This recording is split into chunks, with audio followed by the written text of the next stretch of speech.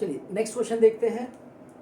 ये जो क्वेश्चन अभी मैं करने जा रहा हूँ ये 4 मार्कर क्वेश्चन, ये क्वेश्चन एक्चुअली में ज़्यादा मार्क्स का क्वेश्चन था सीबीएसई में सर्कल चैप्टर से, ठीक है।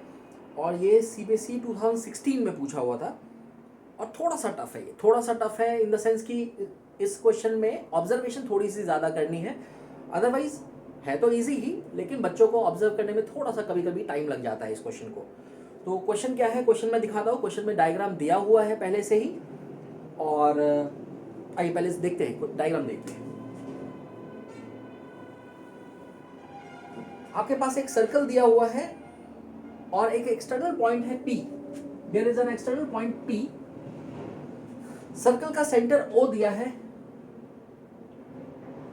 और बोला है एक्सटर्नल पॉइंट P से 2 टैंजेंट्स ड्रॉ करने हैं। हम जानते हैं किसी भी एक्सटर्नल पॉइंट से सर्कल पे 2 टैंजेंट्स ड्रॉ होते हैं, वो दोनों ड्रॉ करने हैं।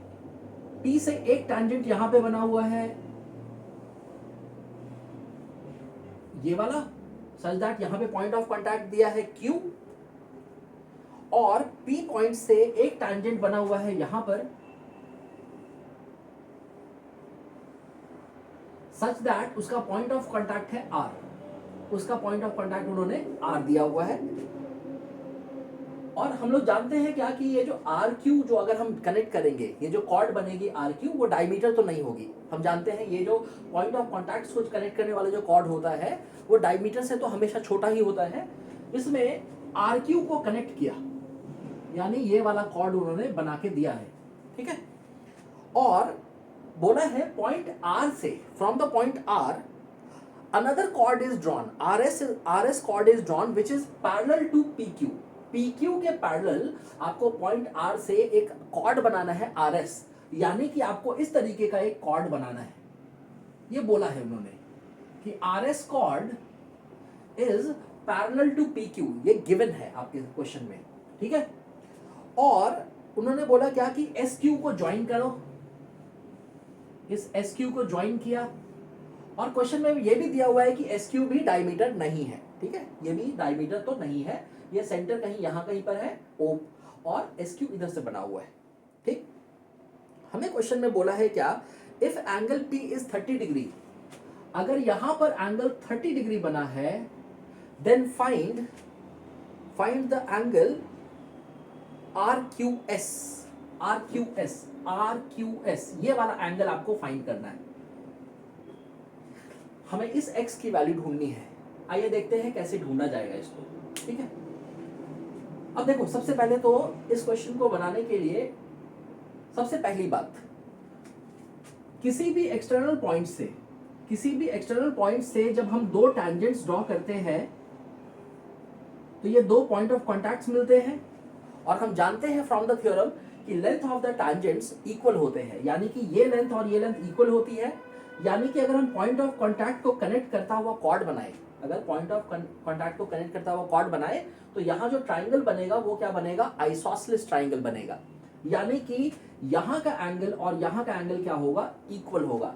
तो इस डायग्राम में देखो, ये एंगल, ये ट्राइंगल PRQ, ये देख रहे हो, ये ट्राइंगल 2 टैंजेंट्स और पॉइंट ऑफ कांटेक्ट को कनेक्ट करता हुआ जो कॉर्ड है उससे बना हुआ है, यानी ये ट्राइंगल क्या हो जाएगा, ये ट्राइंगल हमारे पास हो जाएगा आइसोसेलेस ट्राइंगल।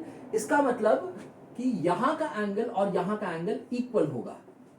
अब ये एंगल हम बड़े आराम से फाइंड कर सकते हैं using the angle sum property of triangle, क्योंकि ये दोनों एंगल इक्वल है। अगर मैं इनको नाम दे दूं y और y, अगर मैं इन दोनों को y और y नाम दे दूं, तो इस ट्राइंगल में, in the triangle PQR, we can write y angle plus y angle plus 30 degree should be equal to how much, 180 degree, that is 2y, y plus 30 वो कितने के बराबर होना चाहिए, 180 डिग्री के बराबर होना चाहिए in this triangle, in the triangle PRQ।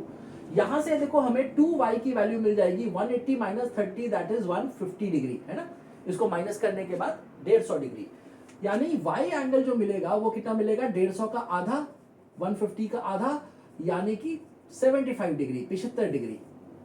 यानी कि यहां का जो एंगल है वो हमें मिल गया 75 डिग्री, और यहां का जो एंगल है वो हमें मिल गया 75 डिग्री।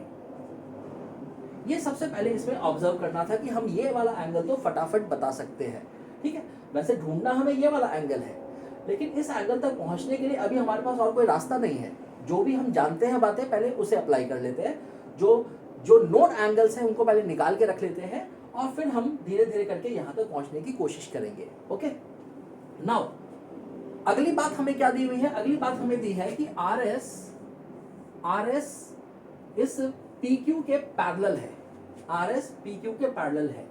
और पैरेलल लाइन में हम जानते हैं कि अगर कोई पैरेलल लाइन बनी हो और एक ट्रांसवर्सल बना हो तो ऑल्टरनेट इंटीरियर एंगल क्या होते हैं? बराबर होते हैं। ये बात हम जानते हैं कि उसके जो ऑल्टरनेट इंटीरियर एंगल्स होते हैं वो बराबर होते हैं। तो ध्यान से देखो, ये लाइन और ये लाइन पैरेलल लाइन है।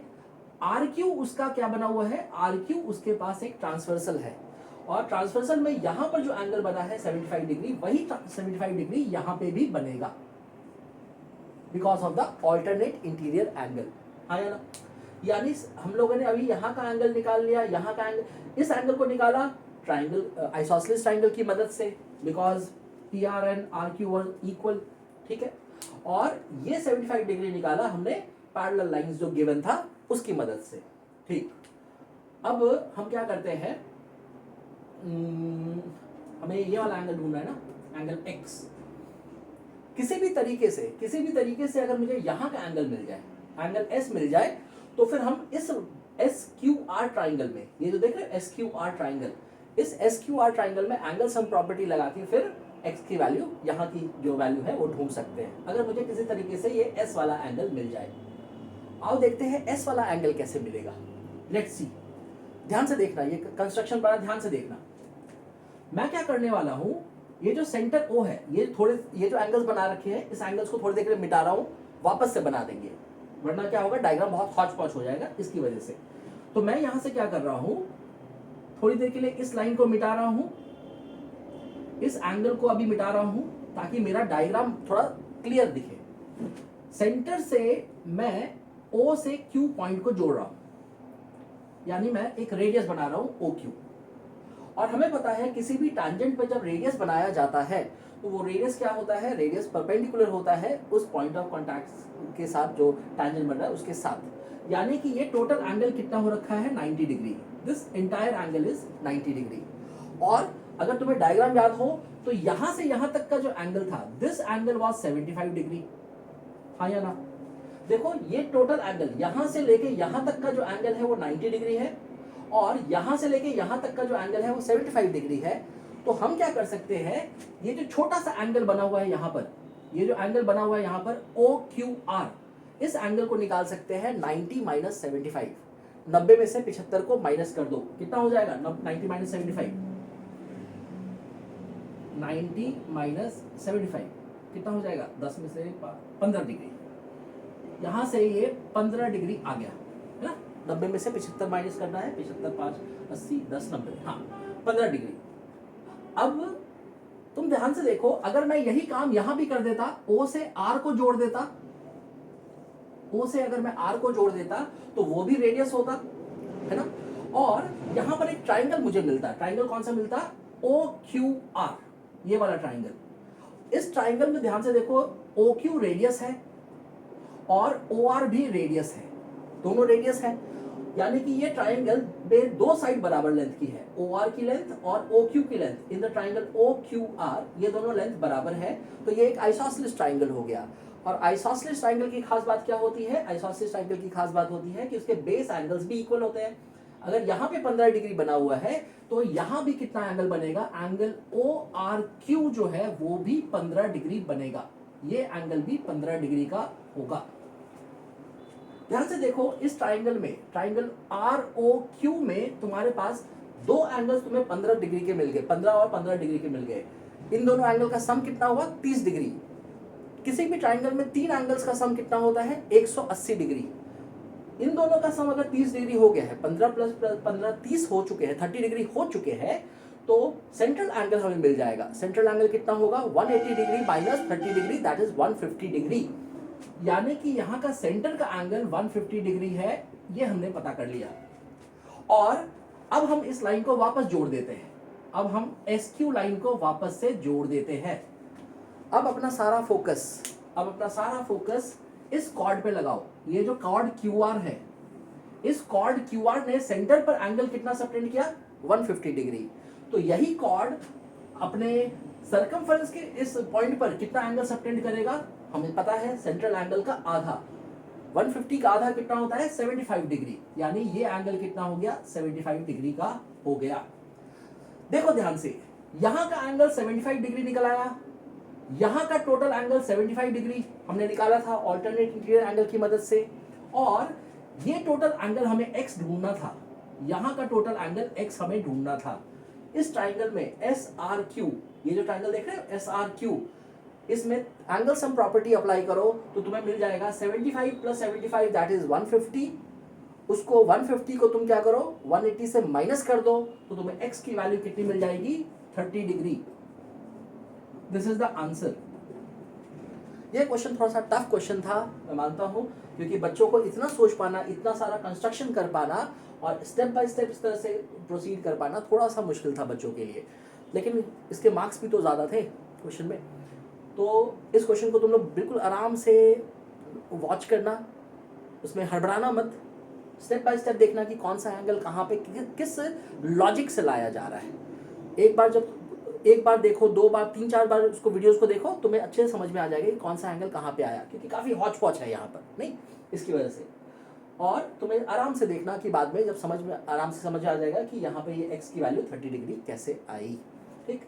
और हाँ, अगर एक्सप्लेनेशंस अच्छे लग रहे हैं तो प्लीज़ लाइक ज़रूर करना वीडियोस को और सब्सक्राइब ज़रूर कर देना, फिर से रिक्वेस्ट है, बिकॉज हम चाहते हैं कि हमारी जो प्लेलिस्ट है वो ज़्यादा से ज़्यादा बच्चे लोग देख पाए। मैं सारे क्वेश्चंस जो एक साथ बना रहा हूँ अभी सर्कल से रिलेटेड, वो सारे सर्कल के प्लेलिस्ट में डाल दूंगा। जो भी रिलेवेंट टॉपिक का मैं वीडियो बनाऊंगा वो उसके प्लेलिस्ट में डाल दिया करूँगा।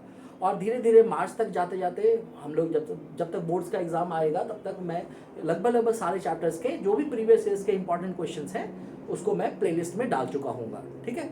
तो आप लोगों को काफ़ी मदद मिलेगी उसको देखने में, उसको मतलब प्लेलिस्ट क्वेश्चंस को रिव्यू करने में, रिवीजन जस्ट करने के लिए, ओके। तो नेक्स्ट क्वेश्चन देखते हैं।